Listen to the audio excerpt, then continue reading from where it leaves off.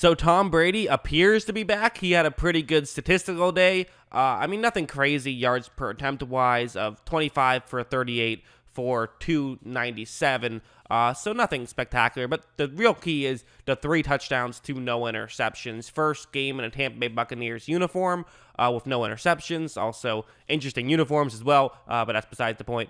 I thought this was a really good game from Tom Brady. And let's just get into what went right. For one thing, he just made some really accurate throws. Like on this one, it's going to be man coverage. This is a cover 2 man. And so cover 2 man usually means that the middle of the field really is going to be where you want to look as a quarterback because, that's the best angle to make a throw. And all you have to do is beat your own one-on-one matchup in that area to get open.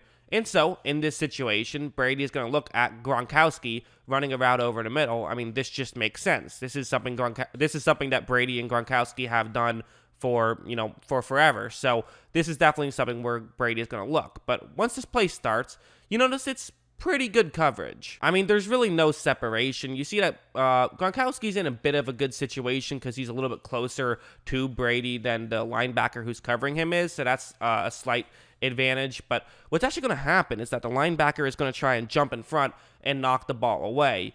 However, he's not going to be able to do that because of just a perfectly accurate throw from Brady. Just a really good play. And again, that's the kind of thing that for Tampa Bay, they just didn't really have with Jameis Winston, is people making those accurate throws. Winston, he did a lot of things well, but his accuracy wasn't really that great. It certainly wasn't Tom Brady great.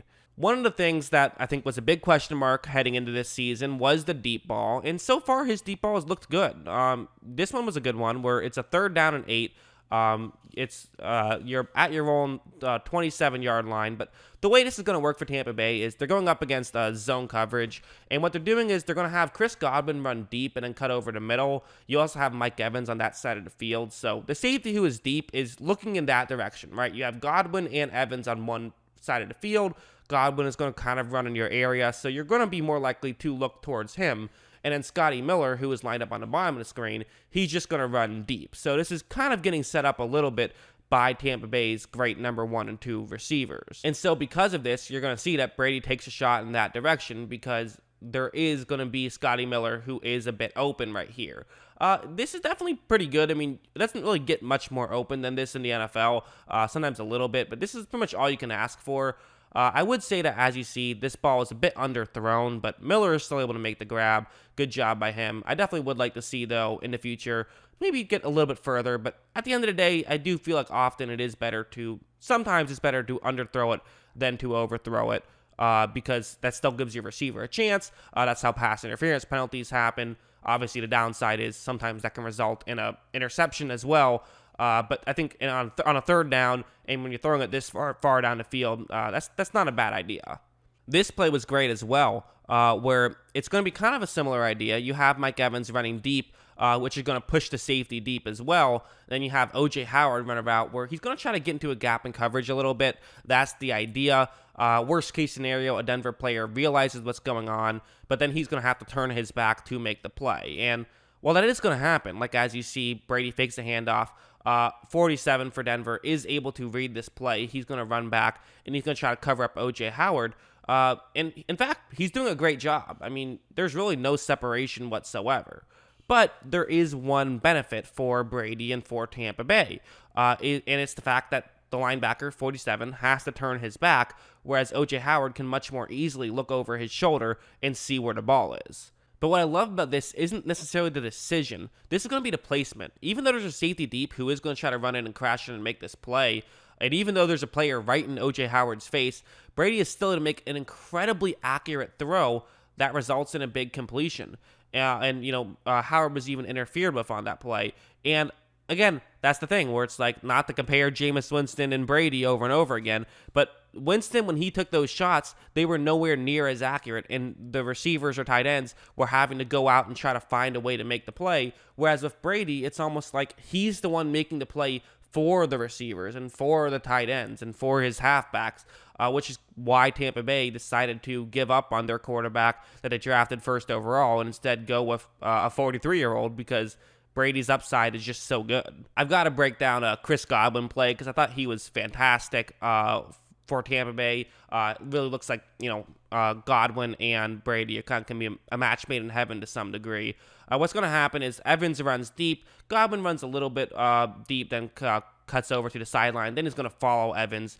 This again, it's a zone buster, tries to get people out of position. It's going to work out okay. I mean, again, you now have a mismatch right here, so this is a good situation for Tampa Bay where a linebacker is now on Godwin, so that's what you want. And so again, even though there's not necessarily separation right here, Brady is just realizing the situation. It's a matchup thing. It's, hey, I have one of the, a top 10 receiver in the NFL going up against a linebacker. I'm going to make this throw in this direction.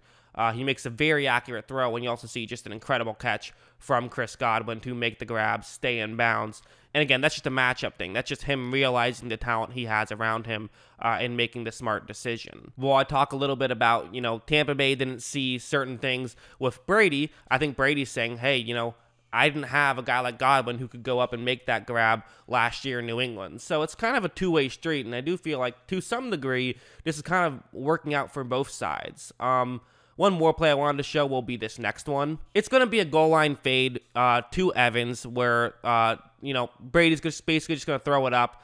This is a very low-risk, high-reward type play where the idea is that Brady throws it up. He makes sure that he gets it all the way up. So either Evans is able to leap up and make the grab, or it's going to just fall harmlessly incomplete. That's basically the idea. And what you're going to see happen here is just that this is just a perfectly thrown ball. Evans is able to go up and make the grab. 31 wanted to push off. There might have been. I can't see anything with this angle. But either way, just a fantastic play from Mike Evans. And again, I keep bringing it up. That didn't happen with Winston. Winston didn't throw those goal line balls like that. That he was a very different style of quarterback. And it is very refreshing, I think, as a Tampa Bay Buccaneers fan, to see Brady go up and be able to make those types of plays, and to see a quarterback making things easy on guys like Mike Evans, who often have to work for these types of touchdowns. Now he's able to kind of much more easily pick up a touchdown like that. Again, I'm not going to completely bash Winston. He had his positives and negatives as well. But of course, I mean, when Brady is on, he's a 6-time Super Bowl champion. Obviously, he has a ton of value, and he really looked good for Tampa Bay.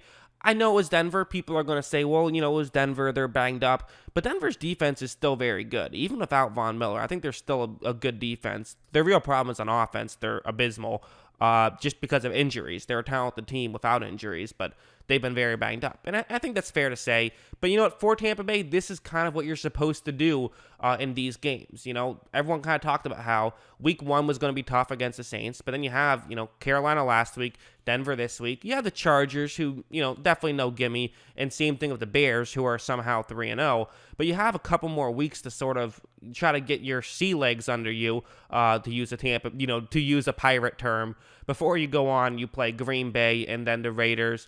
And then you do have the Giants after that. You have the Saints again. So, the schedule definitely gets tougher down the stretch. But at the same time, the benefit is that you have basically 2 more weeks to kind of get your act together. And we'll see if Tom Brady can fully do that. But so far, he's looking very good. He's doing what he's supposed to do to bad teams, which is, playing very well against them.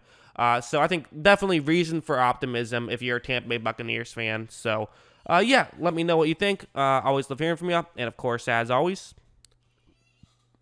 thanks for watching.